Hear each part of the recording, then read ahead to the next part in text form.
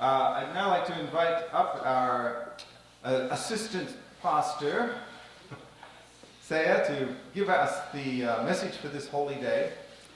And maybe he has some insights from his wife, who is in Korea at the moment, working so hard up over there. And he is holding up the fort here alone, and we're very grateful that we can have him here today to present this message. Let's give him a big hand.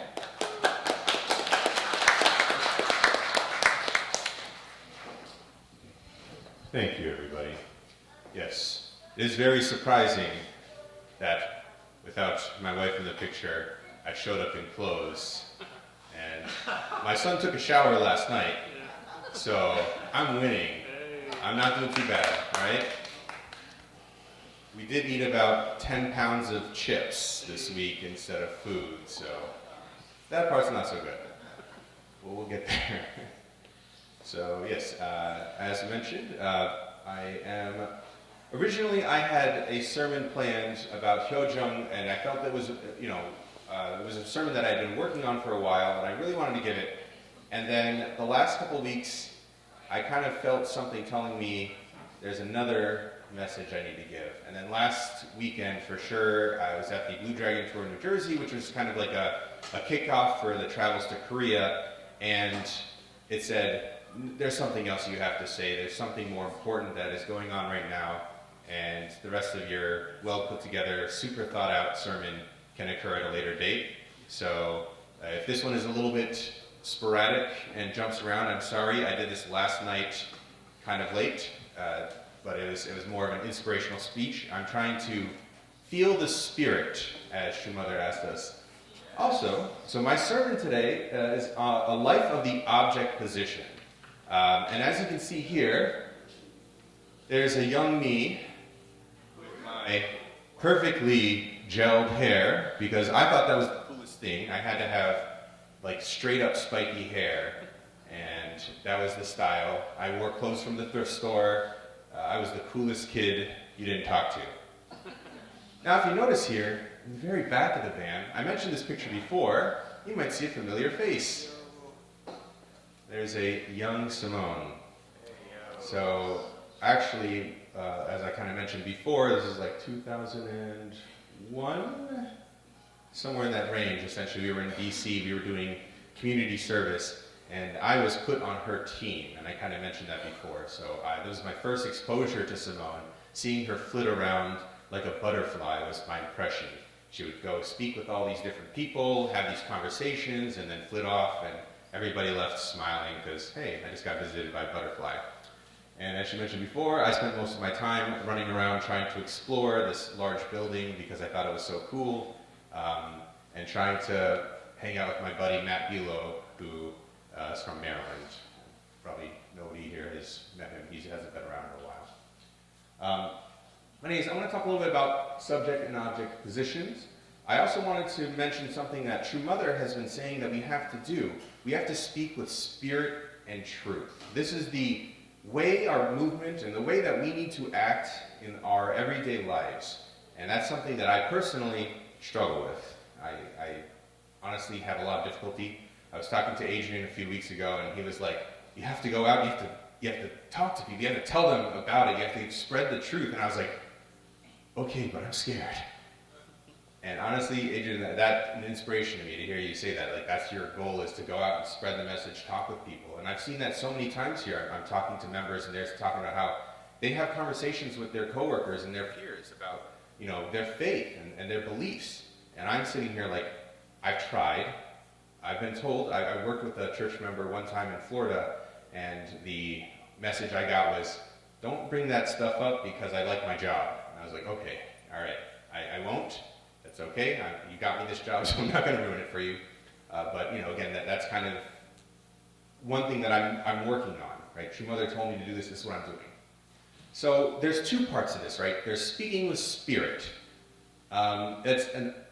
Speaking with spirit is designed to inspire, uplift, and to motivate others to greater heights. That's something that my family, I think, does very well. My parents were always telling me, you can do it, doesn't matter, pick whatever job you want, take whatever career, take whichever college major you want, just as long as you're happy. And and I was great. I started off in business, and then half a semester into business, I told my mom, I don't like business. I want to try something else. So I switched to pre-law because my best friend and I were going to start a law firm together underneath his dad. And then I got about a year into that and decided I don't really like law. And then I talked to my mom again. She's like, whatever makes you happy, whatever you want to do, you do it. As long as you are kind of feeling it in your life, that's what you got to do. So I switched to history, which I loved, but again, can be kind of problematic to find a high-paying job in that field. So there's the pros and cons of that. But for me, I picked history because it was something I felt inspired to learn about and to be able to spread that. I wanted to be a history professor until I actually spent time with other history professors, and they were all miserable. They're like, I'm going to Bahama for the break. I'm like, oh, that's great. Yeah, but I have to write a book. I'm like, what? Like, yeah, I have to finish writing a book this year, and I only have 4 months left to do it. So my break is not sitting on the beach with my family. I'm going to be in the hotel room writing the whole time. I was like, oh yeah, that sucks. Never mind. You do that. I'm going to go teach in public school. Now, speaking with truth is the other side of this, right? This is speaking with honesty. This is integrity. This is telling somebody something they need to hear. And this is something I find from Simone's side of the family, they do amazingly well. If you've ever spoken with John or Nanette Dorosky, they are all the truth, right in your face. Whatever you need to hear, they will tell it to you.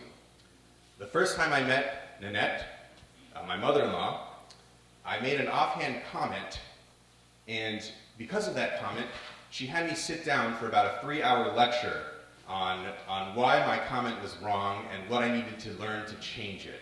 So I remember sitting there for 3 hours. I just met the lady, and she's going on and on and on, and I can't say anything. I'm like, what? And she's like, no, let me tell you. That's speaking with truth, right? That's telling somebody something they need to hear. It's useful because sometimes you don't want to hear the truth, right? I don't want my wife to tell me, your clothes are getting a little tight there. I want her to say, you look wonderful no matter what, right? I don't want my son to tell me, oh, I've got bags under my eyes. I want him to say, oh, I love you, Dad. So speaking with truth, sometimes you need to hear it, right? You need to be told these things.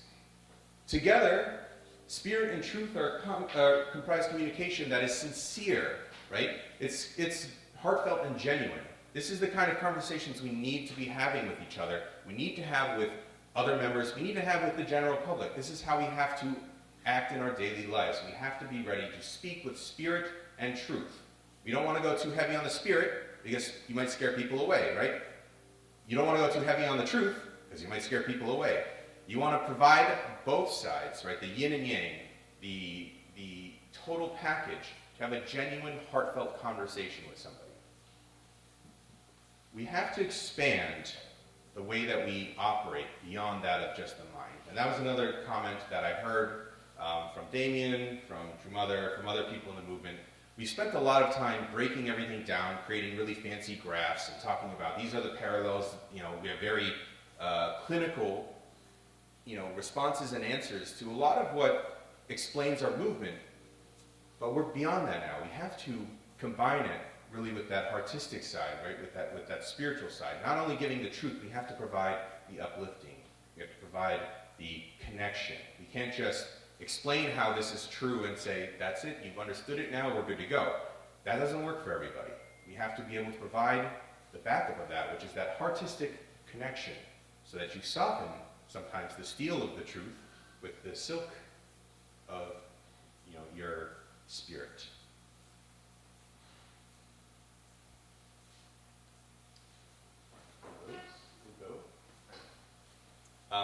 Now a little side jump. Again, like I said, this is cobbled together. I want to talk about subject and object position. Now, you might see a little photo there in the bottom. It says Victory Royale. My son, my brother-in-law, and my nephew, we've been playing a video game together called Fortnite. I don't know if any of you have heard of it. It's a game for young people, as evidenced by the fact that most of the people that play it are like 10 to 12 years old. It's a team game, right? It's a battle game. Essentially, you enter an island with 100 people, and then you fight to win. So my son, my brother-in-law, and my nephew were a team of 4 people. And we found that when we first started, my son and my nephew would both decide, we're going over there, I see some enemies, we're going to run that way. Or, my nephew would decide, there's some really, really good items over there, we're going to run that way. And then they would split. There'd be no communication, they would just start running.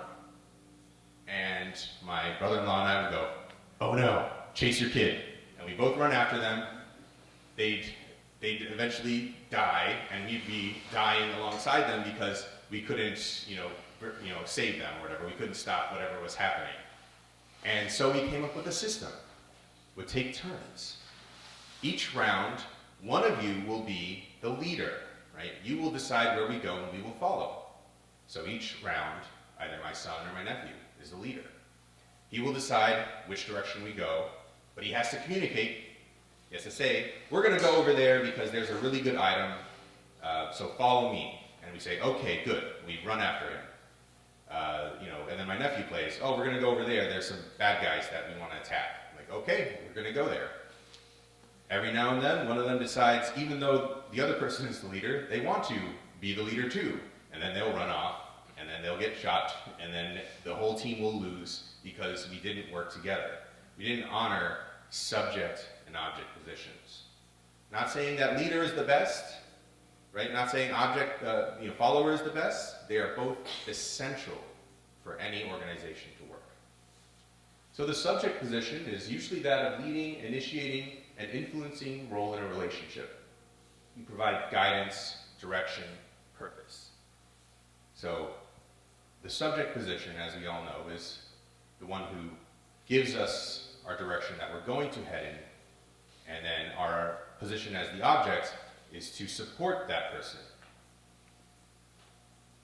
The object position, in contrast, is receptiveness and responsiveness, right? We have to listen to what we're being told to do.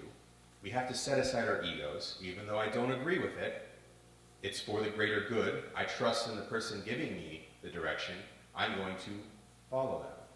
I'm going to support them.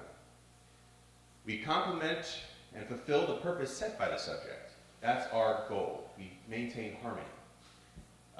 Essentially, there is no success by the leader without the assistance of the people beneath them. Same thing in business, in your relationships, and in every aspect of life.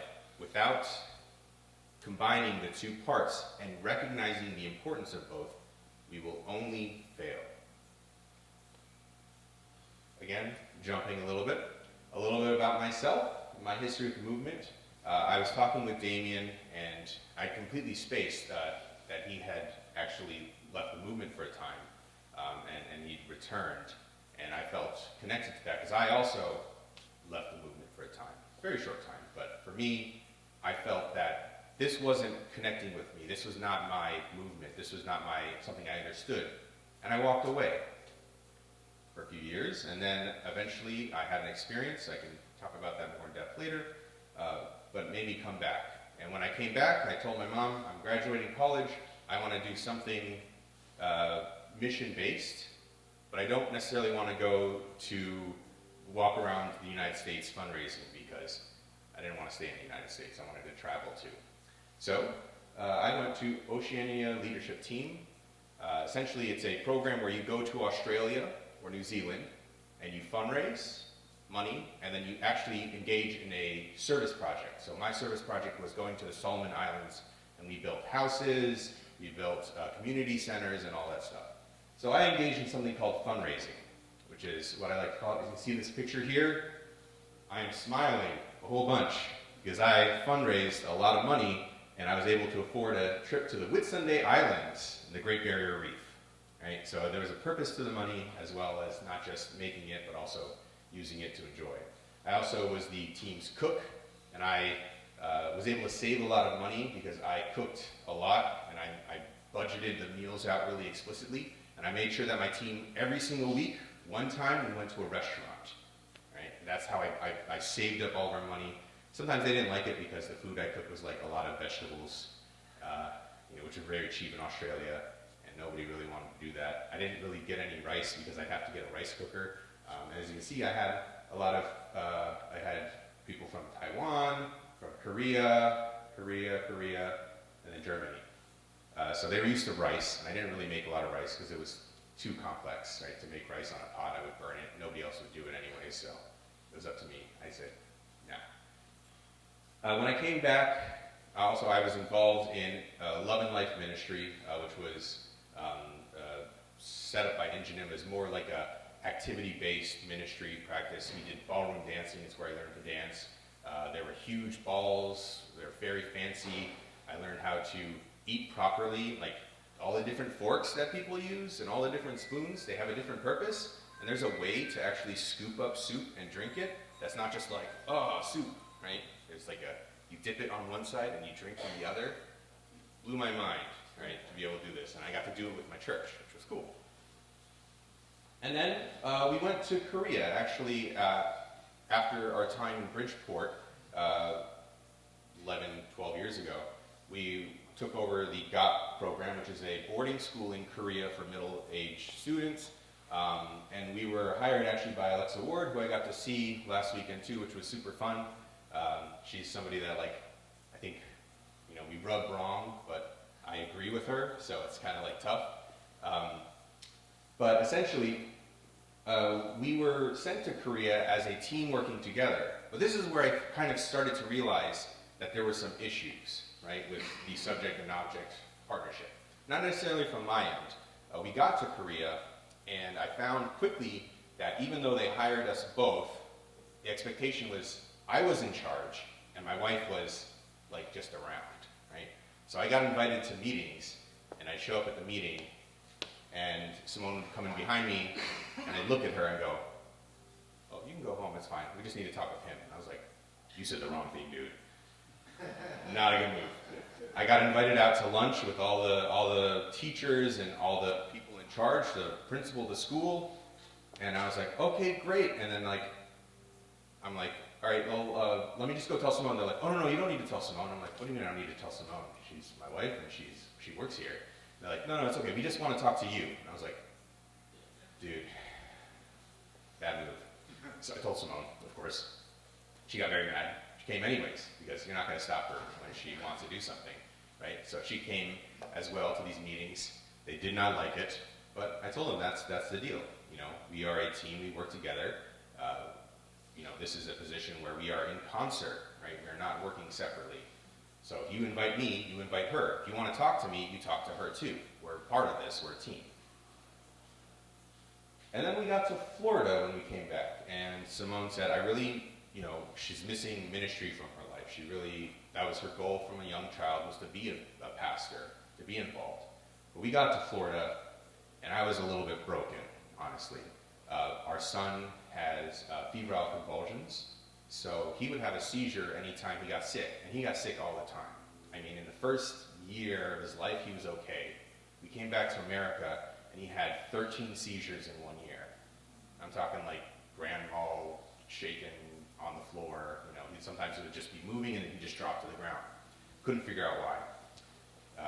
2 years, 20 seizures. 3 years, we're at like almost 40 seizures at this point, and I couldn't handle anything. So Simone wanted to be the pastor, and I said, that's fine. I will support you as much as I am able. And that was my statement to her. And it was not enough, because I was so consumed with my son being sick that I would sit in the back in the children's room with him every single day, and she was expecting me to, like, help and be a part of it. And I was like, I can't. I work all week, and then I'm here with my son. I just want to sit down and make sure that he's okay. Because if he has a seizure and some child is back here keeping an eye on him, they don't realize what's going on, he could get injured, right? So that was my issue, and so that impacted her ability to be a pastor, because she could not operate fully, right? She did not have my support. And then to now. So Simone had another opportunity. We were working, in Long Island. There was really no church life. And Simone said again, I feel the need to do something for the church. She doesn't know what it was, but she felt it would come. And then like a week later, we got a call about, working in Bridgeport. And we came here, and really, honestly, my goal is to support Simone, because Simone is a lot of things and she can do a lot of things. And my goal as the object position in this relationship is to make sure she is as successful as she can be. Right? Anything she needs done, I will do. Any support I can give, I will do. Except for this week, because I'm so sorry. I guess apparently the dishes don't magically do themselves, and laundry doesn't get washed and folded. And I'm just kidding. I usually do the laundry too, but dishes and feeding Enikai, I've kind of been a little bit single-minded, just keeping everything going. And also our dishwasher broke, which was super fun, because now I have to do everything by hand, and I don't like that. I try and put my headphones in and like wash dishes and zone out, but Enikai knows as soon as my headphones are in, because he'll ask stuff of me and I won't respond because they've got noise canceling, and then he'll get mad. He'll come up to me and be like, "Take those headphones out, I'm talking to you." And I'm like, "Oh, okay, buddy, chill." So a little bit about our styles too, Simone and I. I find that, people say, "Oh, you're the man, you're masculine, you're the woman, you're feminine." And I don't really believe that. I think that there's a spectrum of masculinity and femininity in relationships, right? Some men are very, very masculine, and they are in control, and they're 100% like, I'm the guy, this is how it is. And some guys are not. And I'd say I'm not really a very masculine guy. I can be, right? If you mess with my family, I will mess you up. And I've done that before. I've gotten into fights with people that were 6'2" and 280 pounds because they were interfering with my family. So I can do that. But I also don't really care. Right? I'm not going to play macho games. I'm not going to worry about that kind of stuff. It's not a big deal to me. Simone, on the other hand, I would say she's very feminine in the feminine ways, and she can also be very masculine in other ways, right? Where she has that desire to achieve, right? She wants to succeed. She has that, kind of that, they call it alpha energy, right? Where you just push and you want to have things, and which is considered a masculine trait. And I feel that complements, right, in our relationship. I'm okay with following the lead and doing what she wants me to do when the time is right, and sometimes I lead the way, like with finances. And I'd say, we can't buy that house because we can't afford the down payment on that house, so that's not going to work, right? So there's certain times where we work together, where she's more dominant or I'm more dominant, and that's kind of how it is, and I feel that that's most relationships. And our goals for this community, I put large community first. Essentially, there's different delineations for different community types. I don't really like them, but that's the way that we're being labeled. We were a small community. We are now a medium community. And our goal is to be considered large, right? That means more members, more tithing, more activity. But I think just the goal of large community is not what we actually have to aim for. What we have to aim for is a living and growing community that is innovative and attractive. We need to bring people here who are interested in being here, who see what we're doing and are happy with it. So that's our goal. If we can achieve that, then large will come. Now, on the other side, I figured this is actually a time for me to be very honest about what it is like being a pastor. It's something we've experienced before. Again, with any job, it's a very millennial statement, but how many of you have ever felt imposter syndrome or know what imposter syndrome is? Right? What's imposter syndrome, Landon?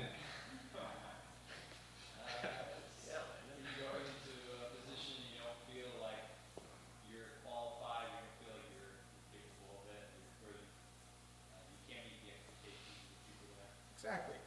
And that is something that everybody in some way experiences, unless you're just the king and everything, and then kudos to you. But most of us experience something called imposter syndrome. And that's where you've entered a job, and even though you feel qualified for the job, and you should be qualified for the job, you start to feel doubts, right? Somebody says something, or you feel like you didn't do the best job you could have. Like today for, setting stuff up. I sent out the wrong order of events, and I was like, oh man, I really should have done that properly. My bad, so sorry. But there's things like that happen. Simone, too, will have that experience where she has imposter syndrome. I have imposter syndrome, right? We feel like maybe we're not qualified for the job. And I just, like I said, I want to be 100% honest with you, because that's what I want to go for, is a little bit of clarity. I want you to see what's going on, and I also want you to be a part of it. Work-life balance. Again, we all know everybody here probably struggles with that in some ways, right? Some of us work too much. Some of us life too much, right? there's got to be a balance of the two. So, sometimes we might not do things that somebody might feel we should do. But that's because we're balancing our life, right? We're doing our best to be able to maintain this act, right? I talked with Naokimi a few times recently, and a lot of it has been about how do you maintain a job that essentially is spiritually and emotionally caring for 80, 100, 200 other people, and still go to bed and have time to do anything that you're supposed to do. One of the directives is to visit every single member in the community every single month. So if you think about that, there's a community here with, 130, 150 people, somewhere in that range that are active. That's approximately 30 days in a month. So 5 people a day, every single month. It's not really attainable, right? So there's certain things you have to do. You have to say, like, okay, that's not possible. I can be helped by having other people who are going out and visit, like Gukyeon does an amazing job of that, of going to people. Roger and Daniela do that. I know the Parks have done that a few times. The Boyds, the Parotets, the Sons. Like I know a lot of you have done that. The Clarks have taken care of other people and done visitations for us to help increase our range. And then the next part is empowering young leaders and while honoring and including our current leaders, which again, another big push. Part of the Blue Dragon Tour is now Kimi and Reverend Dunkley are going around the United States and essentially telling older leaders to step aside and inputting younger leaders, which is good. I also feel, though, that you can't just remove all of the people running an organization and then say, okay, now kids step up and run it. What do you think will happen? Confusion, chaos, it'll collapse, right? So that's what we're saying too, is even though, again, Bridgeport has probably been, to me, a shining example of that. I'm hearing about all the different pastors you've had in the past. You've empowered the youth, right? You have people who are stepping up. You've got, Yuji, you've got Hiro, who actively are engaged in the community and every single, week doing something. That to me is amazing. You've had pastors in the past who are youth pastors. You've had young people running things. So you're on the cutting edge. But again, we still need help because as we are transitioning, we still need people with experience and power and knowledge to assist in that. So your job's not over. You're not just like, oh good, it's the era of youth, we're done and we're going to go hang out now. No, don't leave us alone. We still sometimes mess things up. Sometimes we pour oil down the drain because we didn't know that oil is bad in the drain. And we need to call our dads to help us plumb it out. And also, too, there's been a little bit of lip service from headquarters that we have to kind of contend with, right? Again, we hear about all this importance of empowering the youth and bringing in all these new people, and then we'll see reports from headquarters and photos of all these people who are in charge of our movement, and I'm like, old Korean guy, old white guy, old white guy, old Korean guy, old Korean guy, old white guy, and Damien, who's spreading the line. But again, there's a certain statement of like, okay, we are empowering the youth, right? And we want to give people positions. They just brought on Denthu Leary to run the Next Gen department, which is great. I think that's a good movement. But again, you also don't want to say, okay, now that we're here, you guys are done. We still need help, we still need knowledge, we still need experience, we still need guidance. So thank you to all of you who give the guidance, and thank you to everybody who's stepping up and kicking butt. Right, Yuji? Yes, sorry, you got your really cool jacket on today, I was admiring it. And then a little bit more about Simone. So Simone has this indomitable spirit. And again, I'm going to say this stuff now while she's not here, because if I said it while she was here, she'd die of embarrassment. So I just wanted to do it when she wasn't around so that I could say it without her stopping me. But Simone has this indomitable spirit, right? She cannot be stopped. If she wants to do something, she will.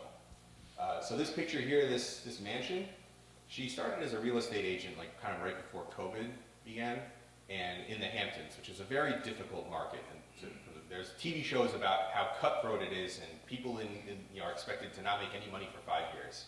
Simone walked into this market and essentially said, I'll be all right. I'm like, okay, well, if you don't make any money, it's fine because I make money, so we're good. She's like, no, I'll be okay. And she basically met with this one builder and rented a small apartment for him. And she helped him find a small apartment, and she helped him rent some of his smaller apartments, and she did all these like menial things for him. She would like run out and meet with the gardener because there was an issue, and she just kept kind of going. And I'm like, why are you wasting your time? This is ridiculous. She's like, no, trust me, this will happen.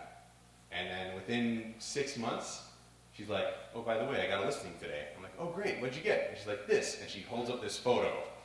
And I was like, you have that? And like, how much? It's like a $4.7 million house that she's being listed. And this is like her first year as an agent, where most agents for 5 years don't see anything. She's already been successful. It's because she doesn't give up. She doesn't stop. If she has a desire, she has a goal, she just keeps going. And then she did sell it, even though, again, probably 8 times through the process, I told her to stop. Like, it's ridiculous. The owners were being crazy about stuff. Like, they were trying to cut into her commission and give her problems and all that. So I have to pay attention to my timer. I'm way over. I'm so sorry. I'll make it fast. But yeah, so Simone is also really a perfectionist at heart, which I heard this really interesting comment when I was younger, and it stuck with me. Just saying that perfectionism is cowardice, right? And I heard that, and I was like, oh, that's an interesting statement, because yeah, if you're into perfectionism, you're just afraid to move forward. Then I realized that's not true. Perfectionism is caring. Perfectionism is being so invested in something going right for everybody that you care so deeply for it that you don't want it to go wrong. It's not cowardice, it's about care. And that's what Simone has deeply within her. She is invested in everything being perfect for everybody else, because that's what's important. That's why she wakes up at 2 o'clock in the morning to make Easter bunny baskets and decorate the Christmas tree and make sure that the floor is covered in presents. And I'm laying in bed because I don't want to get up, because I don't really care about presents and Christmas trees and stuff like that. She's inspirational. Just talking with her, I know I'm really over. I just want to share one little thing too. She just told me about this, but in Korea, they were going around and visiting different sites, and on the tour they went to the South Sea, and Kailani, our daughter, went swimming with all the other kids, and all the other kids came back, and Simone was like, oh, where's Kailani? I'm like, oh, she's still swimming. Like, oh, is it bad out there? Like, no, it's okay. It's a little chilly, but not bad. And someone was like, oh. And then she felt something was wrong. So she went and looked for her. And she saw Kailani was out in the water. And she called for her, and Kailani didn't answer. And, most of the time, kids just kind of laying in the water like that. Like, well, maybe they're just kind of chilling and basking. But Simone was like, no, something is wrong. So she just took off her shoes and she dove in the water. She swam out to Kailani, who was not able to make it back to shore. She was stuck out there. She couldn't swim past the breakers. So she actually put Kailani on her back and swam back to shore with her and saved her life. So that happened. I just heard about it last night from Simone, but that to me was terrifying, because we're very like sea and ocean heavy family. But just to hear that Kailani could have been lost if Simone hadn't felt that feeling, right? That mother's intuition that something was wrong. So I'm still processing that, so I don't know what to do with it. I just wanted to mention that while I had you here. And essentially, like I mentioned before, we have to align with your mother, who's moved from the object position to the subject position. She's here to provide for us the fully complete information about how we're supposed to operate. And again, we have to support her, because if we don't support her, we will lose what makes our group special, what makes our community special. We must be prepared to share our spirit and our truth together. And then I think I will skip on this part for now, because we're out of time, but essentially I want to talk about the purpose of the Chuncheon One, but I believe I'm like 12 minutes past my time, so I'll share that with the rest of my my next sermon on Gyoja. So thank you so much for your time. Just please remember, attend a true mother, right? Support both object and subject positions as members, and please pray for us.